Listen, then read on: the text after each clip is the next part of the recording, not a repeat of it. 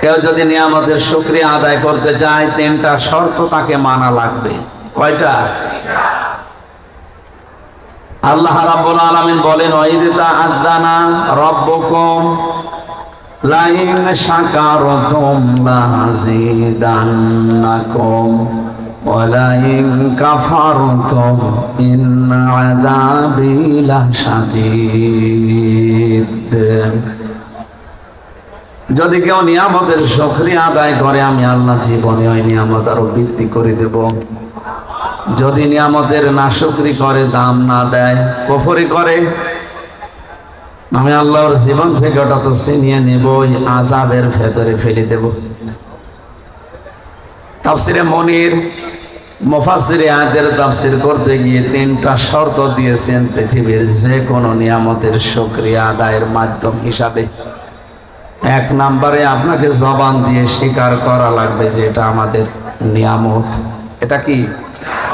এটা যে নিয়ামত, এটা আমি আসার সময় লঞ্চ থেকে স্পিরিট বোর্ড থেকে নামার পরে বুঝতে পেরেছি যে আজকে ভোলায় যারাই আছে এই দ্বীপে সবার কাছে কোরআনের এই অনুষ্ঠানটা আজকে নিয়ামত। যেভাবে আনন্দ মিছিল দিয়ে শুভেচ্ছা স্বাগতম দিয়ে আমাদেরকে আপনারা আনলেন, এটা যেহেতু রেকর্ড হচ্ছে, লাইভ চলছে সারা দুনিয়ায়, এখন বাংলা ভাষাভাষী মানুষ শুনতে পাচ্ছে। বিশেষ করে বাংলাদেশের 56,000 বর্গ মাইলে যে মানুষগুলো ষড়যন্ত্রে লিপ্ত আছে দেশ নিয়ে, ইসলাম নিয়ে, তাদেরকে নরম ভাষায় বলছি, আপনাদের সব ষড়যন্ত্র ইনশাআল্লাহ এই দেশের মাটিতে নস্যাৎ হয়ে যাবে।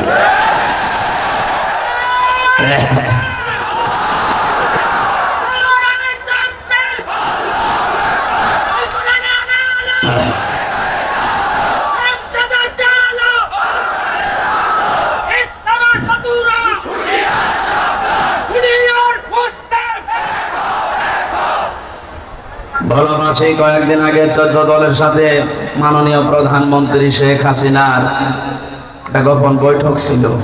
ওনার যে কথাগুলো শেষের দিকে, উনি আশঙ্কা করছেন চট্টগ্রামের কয়েকটা জেলা এবং মায়ানমারের কিছু অংশ নিয়ে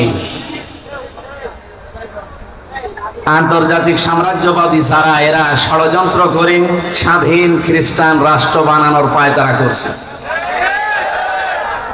ওনার শেষের যে 4-5টা কথা, দল মত নির্বিশেষে আমাদেরকে কথার দিকে নজর দিয়ে সতর্ক হওয়া লাগবে এখনই। মানে কয়েকটা দেশের উদাহরণ টেনেছেন, ইন্দোনেশিয়ার পূর্ব তৈমুর এবং দক্ষিণ সুদানের মতো কিছুদিন আগে যেগুলো খ্রিস্টান রাষ্ট্র বলে ঘোষণা দিয়েছে গণভোটের মাধ্যমে। জানেন পৃথিবীতে 228টা রাষ্ট্র স্বাধীন এবং পরাধীন মিলে 57টা মুসলমান রাষ্ট্র আমরা, আর বাকি সব ওইগুলো মনে করছেন না, ওগুলো সব তো খ্রিস্টান না। খ্রিস্টান, ইহুদি, হিন্দু, বৌদ্ধ, মাজুসি যা আছে দুনিয়ায়, মুসলমান বাদ দিয়ে ওরা সব এক। আল্লাহ তাআলা বলেন, ইয়া আইয়ুহাল্লাযীনা আমানু লা তাত্তাখিযুল ইয়াহুদা ওয়ান নাসারা আউলিয়া বা'দুহুম আউলিয়াউ বা'দ।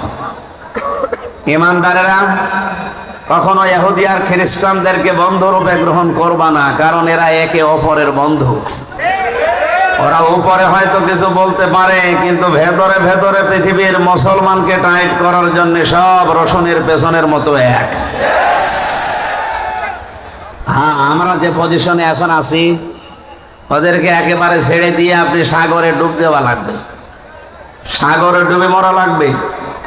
এই জন্য আয়াতের কথা শেষের দিকে আল্লাহ জানিয়েছেন, ওমা ইয়াতাবাল্লাহু মিনকুম ফাইন্নাহু মিনহুম ইন্নাল্লাহা লা ইয়াহদিল কওমাস সালিমিন। কেউ যদি তাদের দিকে ফিরে যায়, আল্লাহ তোমাদেরকে ওদের মতো বানিয়ে দেবেন। জালেমদেরকে আল্লাহ পথ দেখান না। এটা আয়াতের বাংলা অর্থ ছিল।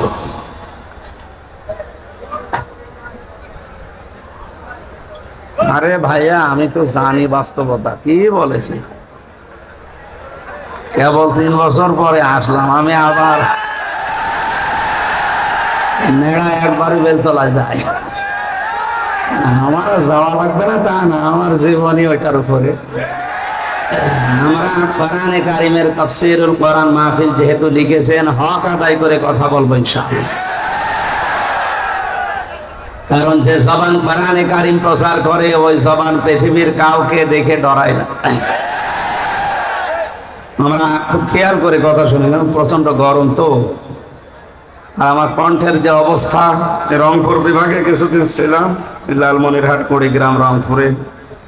ওই এলাকার লোকজন একটু গরিব তো, ওরা ফ্যান দেয়। দিনের বেলায় মাহফিল ছিল, শরীরে ঘাম বসে গলা বসে গেছে, কষ্ট হচ্ছে কথা বলতে। আপনারা একটু পিছিয়ে বসেন তো, কয়েকজন একটু পিছিয়ে বসেন, খালি বারবার ডিস্টার্ব করে। আপনি এত লম্বা মানুষ তো, সমস্যা এক জায়গায়।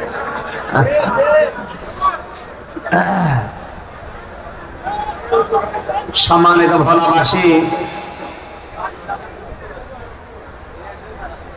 ওদের সাথে বন্ধুত্ব করা যাবে না একেবারে তা না। যতক্ষণ পর্যন্ত ওরা একে অপরের বন্ধু হিসাবে কাজ করবে, ততক্ষণ ওদের সাথে বন্ধুত্ব করা যাবে না। আল্লাহর ঘোষণা ছিল এইটা। আজ আমরা বাস্তবে তো এইটাই দেখছি।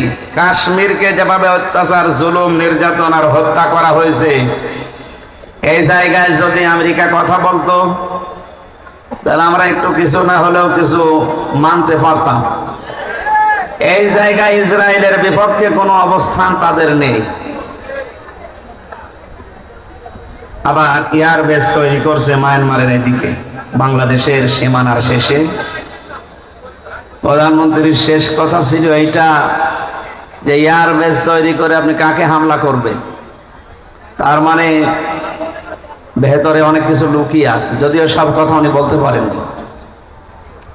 57টা মুসলমান রাষ্ট্রের এখন সবচাইতে বড় ইবাদত হবে বাংলাদেশের এই ভূখণ্ডকে স্বাধীন যেভাবে আছে, এটা যেন অখণ্ডতা ঠিক রেখে এর সামঞ্জস্য, ভারসাম্য, এটা যেন ঠিক থাকে, যেন টুকরা টুকরা হয়ে না যায়। কারণ ওদের চামড়া সাদা তো, ওরা সব করতে পারে। আমি ভেতরে নাই নামলাম। এই জন্য সাবধান হওয়া লাগবে আমাদের, এখনই সতর্ক হওয়া লাগবে। প্রধানমন্ত্রী আশঙ্কা যদি সত্যি বাস্তবে রূপ নেয়, তাহলে স্বাধীনভাবে কথা বলার মতো যোগ্যতাও আমরা অনেকে হারিয়ে ফেলবো। পরাধীন থাকলে কি হয় আপনি আজকে ইন্টারনেটে দেখতে পাচ্ছেন না? সবচাইতে বড় নিয়ামত আমরা স্বাধীন। একটা পতাকা পেয়েছি, মানচিত্র পেয়েছি। এখন সবচাইতে বড় বিষয় কোরআনে কারিমকে এই দেশের সংবিধান হিসাবে আমরা যেন পাই। কারণ 53 বছর আমরা দেখলাম বিভিন্ন আইন দিয়ে দেশটা চলেছে, কাঙ্ক্ষিত মানের শান্তি আমরা এখনো দেখতে পাইনি, আর পাওয়া সম্ভব না। কোরআন দিয়ে দেশ চললে কেমন দেখা যায়, এটা দেখতে বাকি আছে। এটা দেখেছেন আপনি? দেখেন, এটা দেখতে এখনো বাকি আছে। সুতরাং কে কোন দল করেন, কোন মতে আছেন আমি জানি না। যে হাদিস পড়লাম, হাদিসের দ্বিতীয় পয়েন্টে এইটাই ছিল। আল্লাহর নবী জানিয়েছেন, মান ক্বারাআল কোরআনা, যে ব্যক্তি কোরআন পড়ে। আমি এই শব্দের ভেতরে 4টা বিষয় পেয়েছি। করা শব্দের ভেতরে শর্ত আছে, কোন বিষয় পড়তে হলে 4টা। কয়টা? 1 নাম্বার, ওই বিষয় শুদ্ধ করে পড়া লাগবে।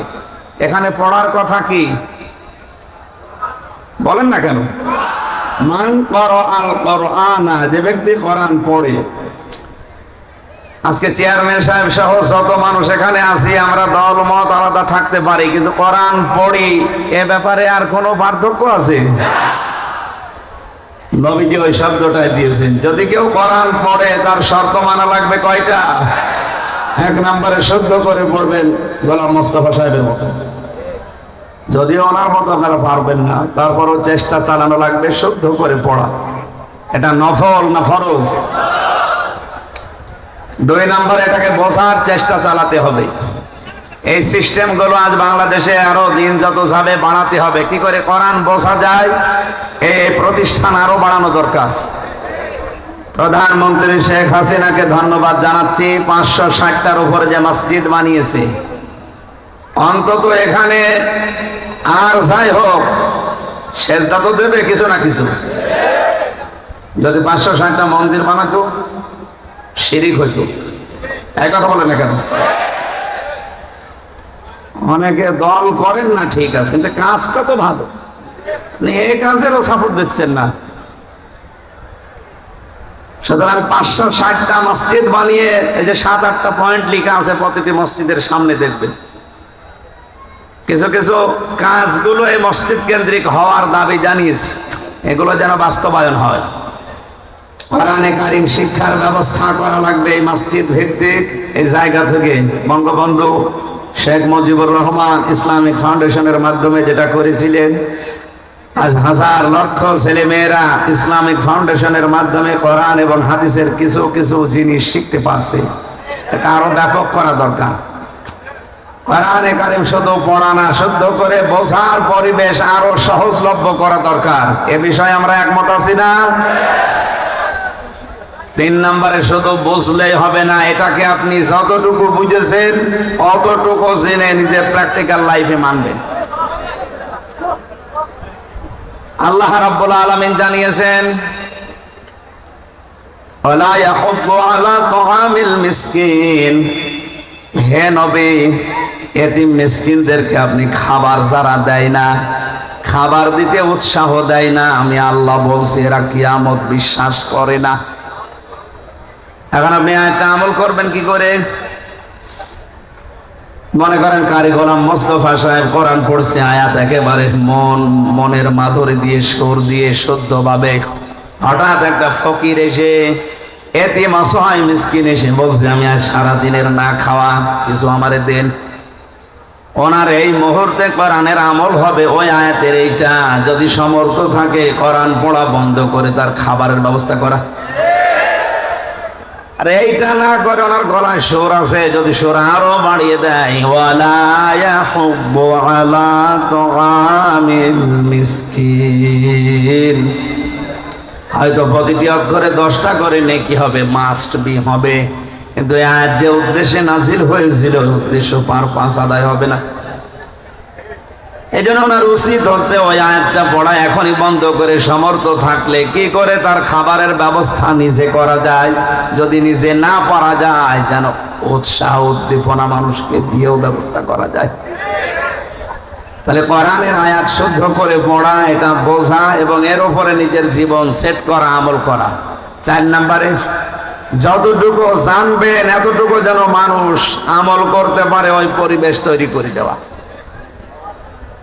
আরে পরিবেশ তৈরি করতে হলে পরের শব্দের দিকে তাকান। মান ক্বারাআল কোরআন বলার পরেই নবীজি বললেন ফাস্তাযহারাহু, কোরআন পড়ার পরে কোরআনকে যারা ইজহার করার চেষ্টা করে, ইজহার মানে আরে ভাই তো নুন সাকিন আর মিম সাকিনের কায়দা স্পষ্ট, ইজহার মানে এখানে যেটা নবীজি জানাতে চেয়েছেন আমি 33টার উপরে অর্থ পেয়েছি এজহারের। এজহার মানে স্পষ্ট করা, এজহার মানে খুলে ফেলা, এজহার মানে প্রকাশ করা, এজহার মানে দাঁড় করানো, এজহার মানে কায়েম করা, এজহার মানে বিজয় করা। কোরআন যারা পড়বে আর কোরআনকে বিজয় করার জন্য যারা দুনিয়ায় চেষ্টা চালাবে। দ্বিতীয় পয়েন্টের শব্দের অর্থ করতে গেলে অনেক মানুষ না বুঝে মন খারাপ করতে পারে। এই যে না বুঝে যে মন খারাপ করতে পারে এই শব্দকে আমি বানালাম। বলেন 1500 বছর আগে কোরআনে কারিমে আল্লাহ জানিয়েছেন, হে নবী কিতাবুন উনজিলা ইলাইকা ফালা ইয়াকুন ফি সাদরিকা হারাজুম মিনহু লিতুনযিরা বিহি ওয়া যিকরা লিল মুমিনিন। আল্লাহ পাক বলেন এই একটা কিতাব যেটা আপনাকে আমি দিয়েছি, শুধু সোমা খাবেন আর মাথার উপরে রেখে দেবেন। বলেন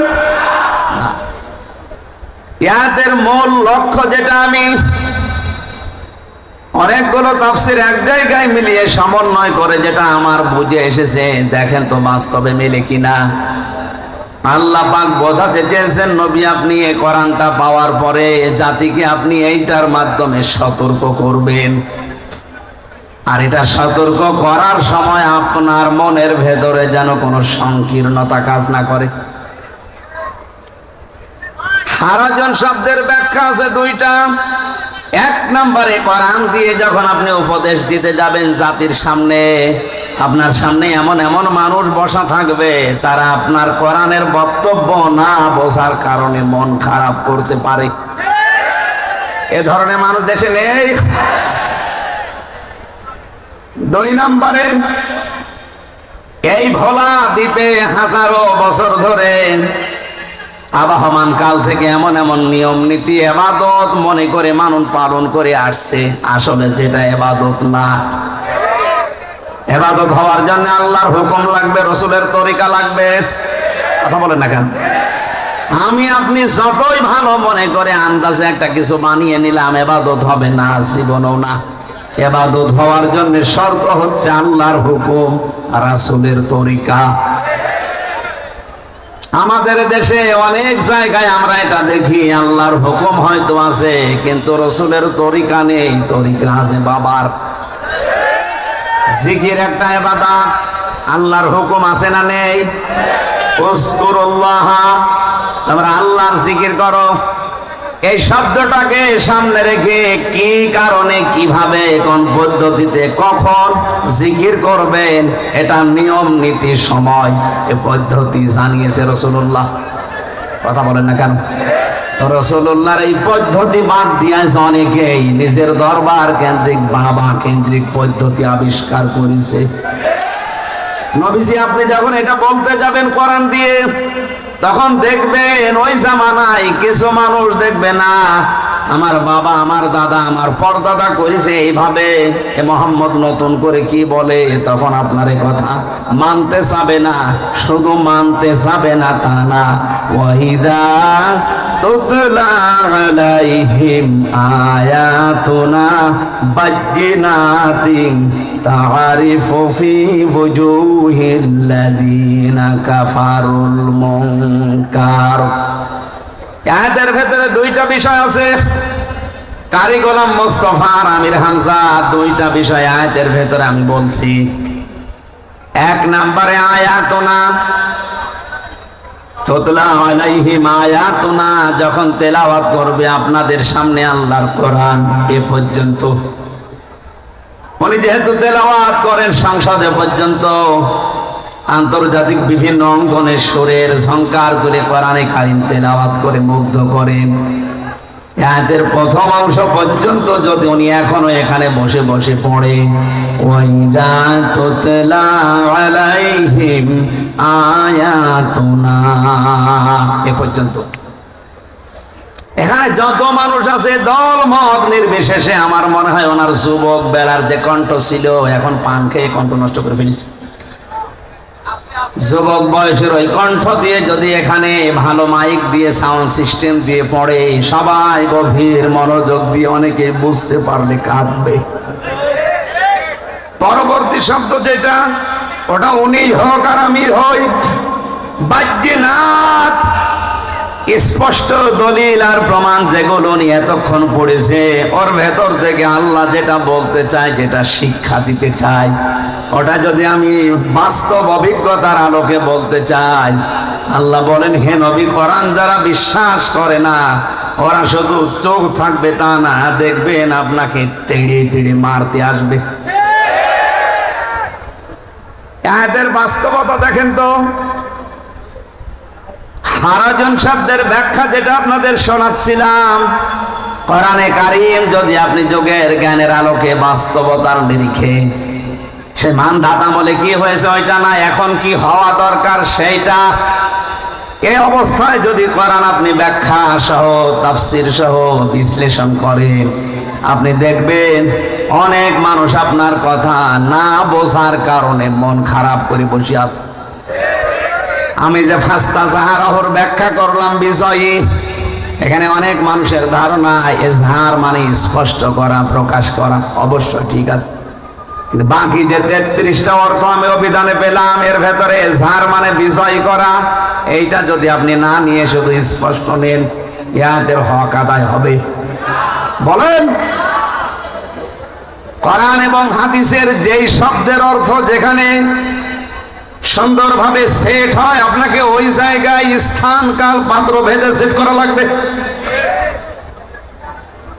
আমি যদি সেই ১৫০০ বছর আগে, যখন কম্পিউটার ছিল না, মোবাইল ছিল না, ইন্টারনেট ছিল না, ওই সময়ও তাফসীর লেখা হয়েছে, ফামাইয়ামাল মিসকালা যাররাতিন খায়রান ইয়ারা, এই আয়াতের তাফসীর আপনি অন্তত ১২০০ বছর ১১০০ বছর আগে যারা লিখেছে ওগুলো নিয়ে আসেন। ওখানে লেখা আছে পৃথিবীতে কেউ যদি যাররা পরিমাণে ভালো খারাপ কাজ করে, কিয়ামতের দিন তাকে দেওয়া হবে। আপনি এইটা পাবেন, অন্তত ৫০০ বছর আগের তাফসীরে এইটাই আছে। কিন্তু এখন আধুনিক তাফসীর যারা লিখছে, এখানে কিন্তু দেওয়া হবে কথাটা নেই, কারণ এখানে আতায়াতু নেই। আতা মানে দেওয়া, এখানে আছে কি র। র শব্দের শাব্দিক অর্থ হচ্ছে চোখ দিয়ে দেখা, আর নাজারা মানে গবেষণা করে দেখা। ভাই আজকে আসার সময় একটা গজল, আমাকে একটা গান শোনাচ্ছিলেন গাড়ির ভেতরে মাওলানাদের নিয়ে। যদিও আজকে উনি রিলিজ করার কথা বলতেছেন, এখানে বলেন না কেন, বলতে পারতেন। আজ হাজার হাজার ভণ্ড আলেমের মুখোশ উন্মোচন হয়ে যেত। আমি যতটুকু শুনলাম অনেক সুন্দর এবং বাস্তব ধর্মী, এটা গবেষণা করে করে বানিয়েছে, বাস্তবতার সাথে মিলে সব সময় চলাফেরা করে এই জন্য। সুতরাং নাজারা মানে ওনার ওই গজলটার যদি ব্যবহার করেন কেউ, তাহলে নাজারা দেওয়া লাগবে, ওটা গবেষণা ভিত্তিক। আর যদি কেউ চোখ দিয়ে কিছু দেখেন, ওখানে নাজারা না, ওখানে দেওয়া লাগবে র। ওখানে কি দেওয়া লাগবে? এখানে আল্লাহ রাব্বুল আলামিন ইয়ারা শব্দ দিয়ে জানিয়েছেন আপনি কিয়ামতের দিন চোখ দিয়ে দেখতে পারবেন। দুনিয়াতে যদি যারা পরিমাণে ভালো খারাপ কাজ যাই করেন, ভোলাবাসী একটু খেয়াল করে মিলান তো, ৫০০ বছর আগে যখন কম্পিউটার তৈরি হয়নি, ইন্টারনেট ছিল না, ফেসবুক, মোবাইল, ভিডিও ক্যামেরা ছিল না, ওই সময় যদি কেউ তাফসীর করে মানুষকে বোঝাতো, আপনি যা যা করছেন এগুলো কিন্তু ভিডিও ক্লিপ আকারে দেখানো হবে, আমার মনে হয় জমানায় কেউ বিশ্বাস করতো না, আর বলতো এ হামজা পাগল হয়ে গেছে। এই কথা বলেন না কেন? কারণ একটা জিনিস অতীত হয়ে যাওয়ার পর ওইটা যে আবার দেখা যায়, এই সিস্টেমই তখন মানুষের জানা। কিন্তু এখন এই ভিডিও ক্যামেরা হওয়ার কারণে এই যা হচ্ছে, এটা যদি ২০ বছর ৫০ বছর পরে আবার এইভাবে দেখতে চান, কোথায় আমি আঙ্গুল উঁচু করেছি এইটা দেখা যাবে না। কথা বলে না কেন? এই জন্য আল্লাহ আরো দিয়েছেন, এই পৃথিবীর ময়দানে আপনি কাউকে যদি চড় এভাবে উঁচু করেন, মারেননি, এভাবে উঁচু করেছিলেন, ওইটাও কিয়ামতে আপনি দেখতে পাবেন। এই জন্য স্থান কাল পাত্র ভেদে দিন যত যাবে, বাস্তবতার নিরিখে কোরআনের মুজিজা দিনের সাথে যত মিলবে, তত আরো আশ্চর্য বের হবে। মানুষ কোরআন বিশ্বাস করা এবং বোঝা এ মানুষের জন্য সহজ হবে। এজহার মানে তাহলে এখানে নেওয়া লাগবে শুধু স্পষ্ট করা না, শুধু প্রকাশ করা না, এখানে আধুনিক ভাবে এখন নেওয়া লাগবে এজহার মানে বিজয়ী করা। কারণ আমরা দেখতে পাচ্ছি এখন বর্তমান বিশ্বে কোন বিষয় যদি বিজয়ী না থাকে, বিজয় বেশে যদি কোনো বিষয় না আসে, তাহলে ওই বিষয়ের সুফল পাওয়া যায় না। এই জন্য হাদিসের ৩ আর ৪ নাম্বার পয়েন্টের দিকে তাকান। নবীজির কথা কিন্তু প্রত্যেকটা গবেষণামূলক। আমাদের মতো তো বাসাল না, আন্দাজে উঠে নাচানাচি করলাম। কথা বলেন না কেন? নবীজির প্রতিটি কথার পেছনে যুক্তি ছিল, আর এক একটা কথাই লক্ষ লক্ষ কোটি কোটি কথা লুকিয়েছিল। যত গবেষণা করবেন, টান দেবেন, তত বের হবে। আল্লাহর নবী প্রথম 2টা কথা বলার পরেই ফা শব্দ লাগিয়েছেন। এখানে আরবি গ্রামার যারা জানে জিজ্ঞাসা করেন, ফা 19টা অর্থে ব্যবহার হয়। কণ্ঠর সাপোর্ট না করলে তো মুসিবত হয়ে যাবে। দেখছি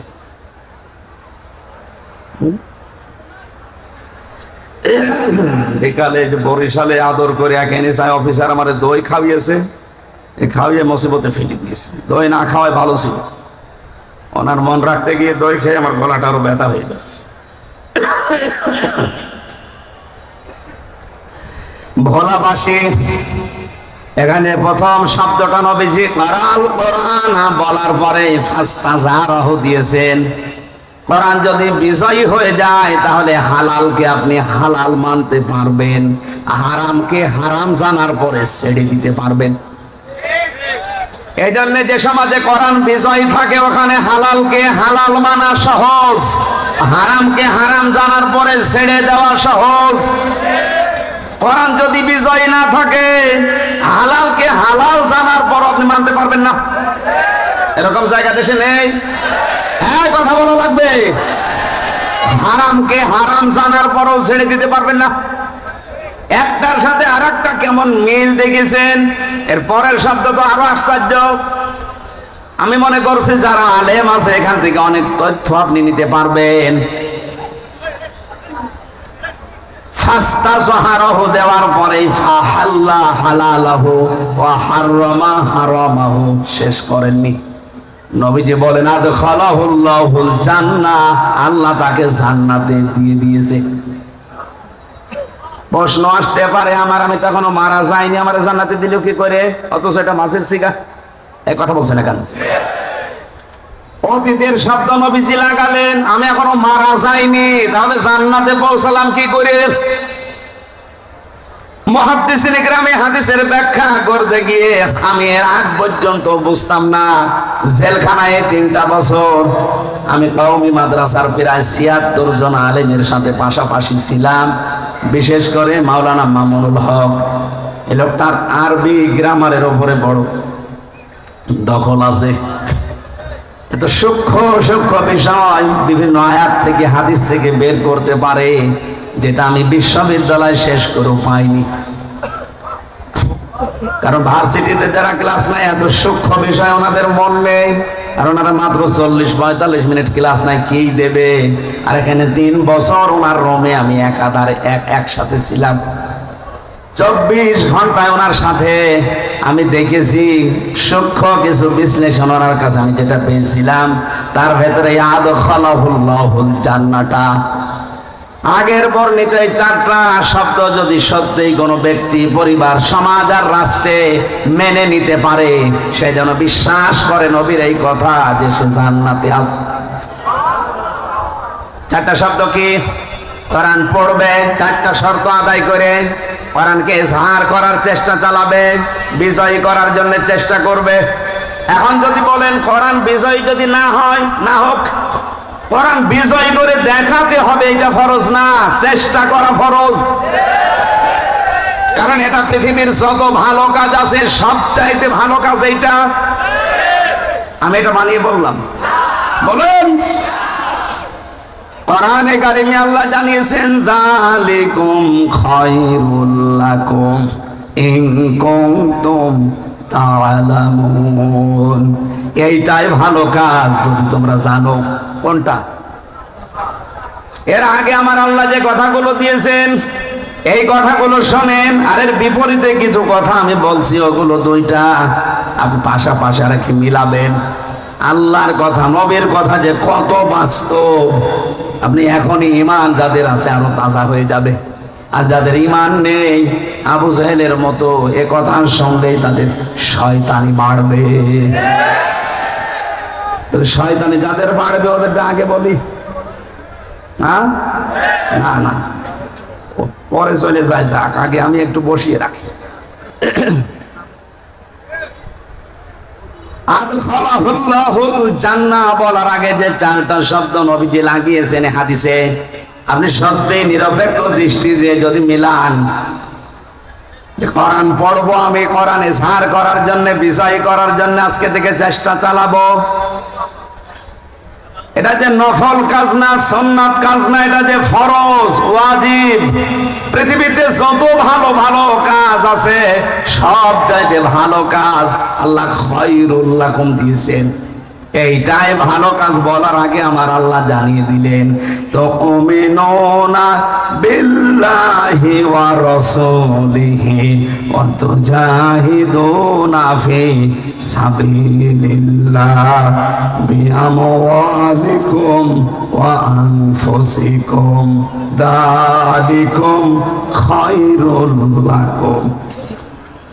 আল্লাহ বলেন, আল্লাহর উপরে যাদের বিশ্বাস আছে আর রাসূলের উপরে বিশ্বাস আছে, এই দুইটাকে সামনে রেখে জান আর মাল দিয়ে আল্লাহর এই জমিনে আল্লাহর বিধানকে কায়েম করার জন্য, বিজয়ী করার জন্য যারা চেষ্টা চালাবে, এটা যে ভালো কাজ আমি কি বানাচ্ছি? হ্যাঁ বলেন।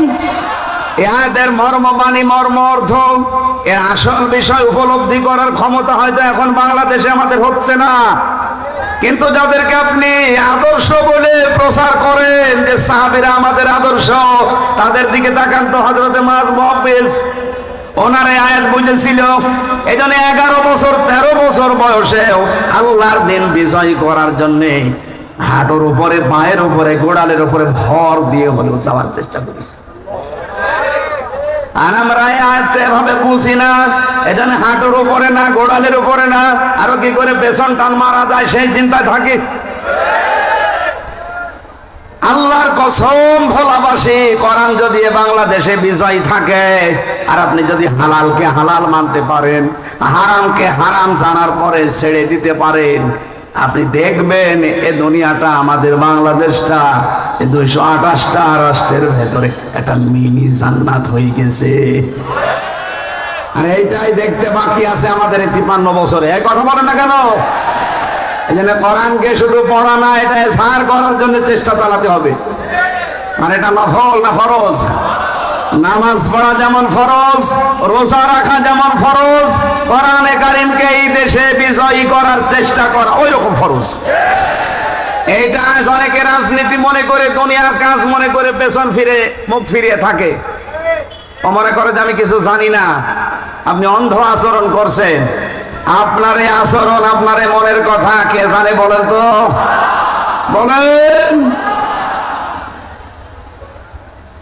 ভোলাবাসী একটু খেয়াল করেন তো এই শব্দটা নিয়ে। বিশ্বনবী মুহাম্মদ রাসূলুল্লাহ সাল্লাল্লাহু আলাইহি সাল্লামকে আল্লাহ যদি একা বলতেন, কসম করেন আমার সামনে আমি কোনোদিনই আয়াতটা আপনার সামনে পড়তাম না। শারা লাকুম মিনাদ-দ্বীন, এই আয়াতটা 13 নম্বর সূরা সূরার 4 জন বড় বড় নবীর নাম আল্লাহ উল্লেখ করেছেন আয়াতে। এরপরও বিশ্ব নবীকে আল্লাহ পাক জানিয়ে দিয়েছে, নবী আপনাকে আমি এ বিষয়ে ওহী করলাম যে আমার দ্বীন কায়েম করেন, আর এ বিষয়ে কোনো মত পার্থক্য চলবে না। সুতরাং এই বাংলাদেশে যারা জামাত ইসলামী করেন, আওয়ামী লীগ করেন, বিএনপি করেন, তাবলীগ করেন, চরমনার মুরিদ করেন, আমি নিষেধ করছি না, কিন্তু আপনার জীবনের টার্গেট যেন এটা থাকে যে আল্লাহর কোরআন কি করে বিজয়ী হয়। এটা যদি আপনার মনের ভেতরে আকাঙ্ক্ষা না থাকে, আপনি জামাত ইসলাম করলেও মুনাফিক হয়ে মরবেন, চরমনায় পীরের মুরিদ হলেও মুনাফিক হয়ে মরবেন, আওয়ামী লীগ হলেও মুনাফিক হয়ে মরবেন। আপনাকে তো আমি বাঁচাতে চাই। জীবনের টার্গেট এইটা বানিয়ে নেন, কি করে এটা বিজয় করা যায়, কি করে এটা কায়েম করা যায়। তাহলে আমার হক গুলো আমি বুঝে পাবো, যেটা নিষিদ্ধ ওটা আমাকে ছাড়তে বাধ্য করা হবে। খলিফাতুল মুসলিমিন হযরত ওমর রাদিয়াল্লাহু তাআলা আনহু রাষ্ট্রের দায়িত্ব পালন করে বাড়িতে আসলেন। মনে করা রাত 9টা 10টার সময় বাড়িতে প্রবেশ করে দেখছেন তার ঘরের বারান্দায় একটা মাসুম বাচ্চার 12 টুকরা লাশ। চিন্তা করেন, আমার দেশে কোরআন চলে, কোরআনের আইন দিয়ে আমার পরিবার থেকে রাষ্ট্র পর্যন্ত সব আমি চালাই, আর আমার দেশে আমার বাড়িতে মাসুম বাচ্চার লাশকে তাও 12 টুকরা করে রেখে গেল রাতের বেলায় কে? তদন্ত কমিটি গঠন করলেন। 3 দিন পার হয়ে গেল, কোনো রিপোর্ট আসে না। ওনার খাওয়া দাওয়া বন্ধ হয়ে গেছে। চিন্তা করছে কোনো রিপোর্ট পেলাম না, অথচ আমার এই দেশে একটা ভালো মানুষ, নিরপরাধ, নিষ্কলুষ, বিনা অপরাধে 12 টুকরা হয়ে পড়ে আছে। মাসুম বাচ্চা তো কোনো গুনাহ নেই। কে করলো এই কাজটা? রিপোর্ট যখন কেউ দিতে পারে না, ওনার চিন্তায় খাওয়া দাওয়া বন্ধ হয়ে গেছে। কারণ পৃথিবীতে যে যত বড় দায়িত্বে থাকে, কিয়ামতের দিন তার জবাব দেওয়া লাগবে অত বড়। আমি আমার ম্যাডাম তামান্না সুলতানা, আমার 2টা মেয়ে, মাওয়া জান্নাত আর ফারিহা জান্নাত, এই তিনজনের ব্যাপারে আমি উকিল, অভিভাবক। কুল্লুকুম রাঈন ওয়া কুল্লুকুম মাসউলুন আন রাইয়াতিহি। কিয়ামতের দিনে এই তিনজনের ব্যাপারে আল্লাহ আমাকে জিজ্ঞাসা করবে। চেয়ারম্যান সাহেবের আয়ত তো আমার চাইতে আরেকটু বেশি, এমপি সাহেবের আর একটু বেশি, প্রধানমন্ত্রীর আরো বেশি। এই পৃথিবীর মোড়ল যিনি জো বাইডেনের, এর আয়ত তো আরো বেশি। কিয়ামতের দিন ওরে 750 কোটি মানুষের ব্যাপারে আল্লাহ জিজ্ঞাসা করবে। তারপরে বাকি প্রধানমন্ত্রীকে 18 কোটি মানুষের ব্যাপারে জিজ্ঞাসা করা হবে এদের হক সম্পর্কে। এরপরে বাকি কথা। আমি আমির হামজাকে মাত্র 3 জনের ব্যাপারে জিজ্ঞাসা করবে যে এদের হক আদায় করেছিলি কিনা বল। যদি সঠিক জবাব দিতে পারি বাকি অন্য বিচার শুরু হবে। প্রতিটি মানুষ যেহেতু দায়িত্বশীল, তার স্ব দায়িত্ব সম্পর্কে তাকে জিজ্ঞাসা করা হবে। অবলাবাসী হাদিসটা নিয়ে একটু ভাবেন। হযরত ওমর চিন্তা করেন, আমার জামানায় কোরআন চলে, তাও রাষ্ট্রীয়ভাবে প্রতিষ্ঠিত কোরআন। এখানে বিজয় আছে, কোরআনে ছাড় করা আছে, কায়েম করা আছে। আর আমার দেশে এই অবস্থায় 12 টুকরা একটা লাশ পড়ে আছে, তাও আমার ঘরের বারান্দায় না। চিন্তা, টেনশনে, পেরেশানিতে খাওয়া দাওয়া বন্ধ করে দিয়েছে। হঠাৎ করে একটা যুবতী মেয়ে তার বাবাকে সহ রাজ দরবারে হাজির, ডাক দিয়ে বলে, খলিফাতুল মুসলিমিন, আপনি যে লাশের ব্যাপারে চিন্তিত, ওই মাসুম বাচ্চাটা আমার, আমি নিজেই ওকে 12 টুকরা করে আপনার বারান্দায় রাতে রেখে গেছি। হযরত ওমর বলে, মেয়ে কি বলো, তুমি বসো।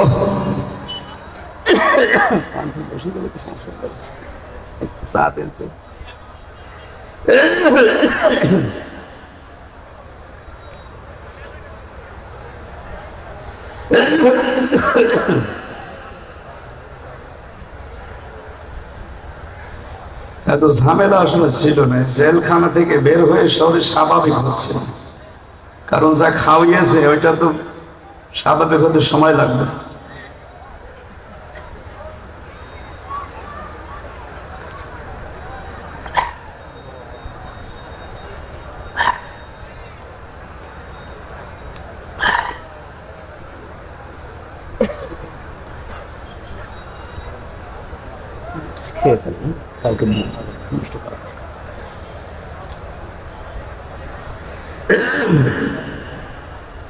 বলাবাসী যুবতী মেয়েকে ডাক দিয়ে বললেন, খলিফা, যে কি বলো, তোমার মাথা ঠিক আছে? বলে, হ্যাঁ ঠিক আছে।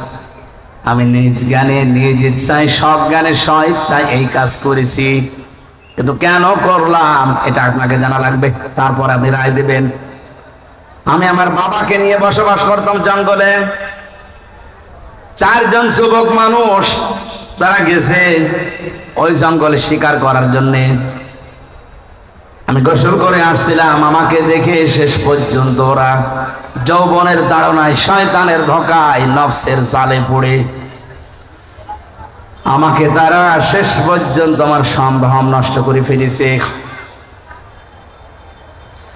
এখান থেকে শেষ না, চিন্তা করলাম আমার এই সন্তানটার বাবা তো একজন না।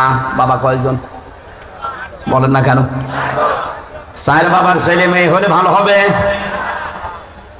সন্তানটা জন্ম নেওয়ার পরে আমি চিন্তা ভাবনা আরো বেড়ে গেল যে এর তো আসলে কোনো দোষ নেই। দোষ তো ওই মানুষগুলোর, এত নিষ্পাপ মানুষ। দুনিয়াতে আসার পরে আমি চিন্তা করেছি এর দোষ নেই, কিন্তু কোরআনে কারীম আমাকে বারবার ডাক দিচ্ছে, উতুল্লিম বাদা যালিকা জানিম।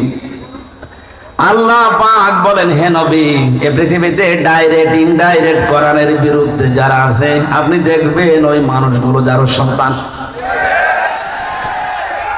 এ দেশে নেই।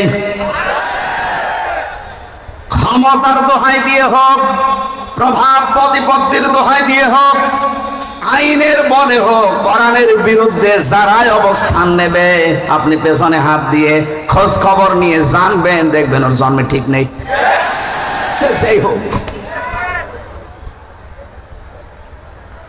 কোরআনে কারীমের আয়াত আমাকে বারবার বারবার আমাকে তাড়া দেয় যে তোমার এই সন্তান তো ঠিক আছে, নিষ্পাপ, কিন্তু এর বাবা তো ঠিক নেই। কয়জন? স্যার, বাবার সন্তান কি হয়? জারজ। বলেন না কেন? আমার সন্তান জারজ হয়ে বড় হবে, ও বড় হওয়ার পরে কোরআনের বিরুদ্ধে অবস্থান নেবে, আর আমি মা হয়ে ওই বয়সে বসে বসে দেখবো না।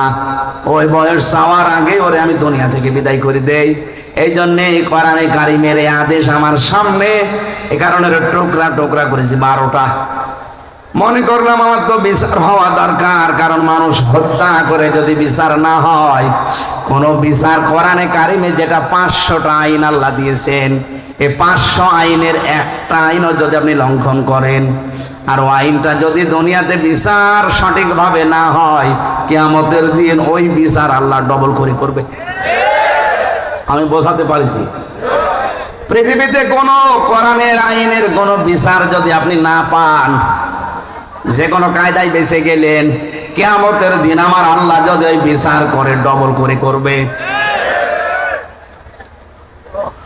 আর কোরআনে কারিমের 500 আইন এর বিরুদ্ধে অবস্থান নিয়ে পৃথিবীর জমিনে যদি আপনি কিছু করে থাকেন, কোরআনের আয়াতের ব্যাখ্যায় তাফসিরে আমি পড়েছি 2টা শাস্তি আপনাকে আল্লাহ দুনিয়ায় দেবেই।